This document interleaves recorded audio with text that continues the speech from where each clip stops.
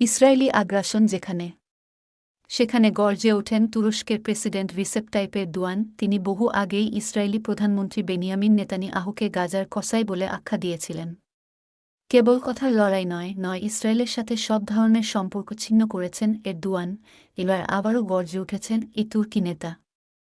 গাজাবাসীর পক্ষে দাঁড়িয়ে ইসরায়েলের বিরুদ্ধে তিনি কড়া হুঁশিয়ারি দিয়েছেন। এরদোয়ান বলেছেন, কোনো শক্তি ফিলিস্তিনিদের তাদের চিরন্তন মাতৃভূমি থেকে বের করে দিতে পারবে না, কারণ গাজা অধিকৃত পশ্চিম তীর এবং পূর্ব জেরুজালেম ও আলকুপস ফিলিস্তিনিদের। এরদোয়ান মার্কিন প্রেসিডেন্ট ডোনাল্ড ট্রাম্পের গাজা কিনে নেয়া কিংবা গাজাবাসীকে অন্য কোথাও পাঠিয়ে দেওয়ার পরিকল্পনা প্রত্যাখ্যান করেন। মালয়েশিয়া যাওয়ার আগে ইসলাম মূলে সাংবাদিকদের এরদোয়ান বলেছেন, হাজার হাজার বছর ধরে চলা গাজার জনগণকে তাদের চিরন্তন মাতৃভূমি থেকে সরিয়ে নেওয়ার ক্ষমতা কারও নেই। তিনি জোরালো কণ্ঠে ঘোষণা করেছেন, গাজা পশ্চিম তীর এবং পূর্ব জেরুজালেম ফিলিস্তিনিদের ছিল, তাদেরই থাকবে। মঙ্গলবার হোয়াইট হাউসে ট্রাম্প এবং ইসরায়েলের প্রধানমন্ত্রী বেনিয়ামিন নেতানিয়াহুর বৈঠক হয়।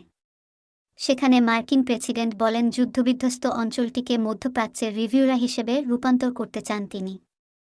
আর সেই পরিকল্পনার অংশ হিসেবে গাজার নিয়ন্ত্রণ নিতে পারে আর সেইখান থেকে বের করে দেয়া হতে পারে ফিলিস্তিনিদের। ট্রাম্প প্রস্তাব করেছেন, গাজাবাসীদের মিশর, জর্ডান এবং সৌদি আরবের মতো প্রতিবেশী দেশগুলিতে পুনর্বাসিত করা যেতে পারে। ট্রাম্পের এমন কথার পরে বিশ্বজুড়ে সমালোচনার ঝড় উঠে। সৌদিসহ গোটা আরব বিশ্ব এই পরিকল্পনা তীব্র নিন্দা জানায়।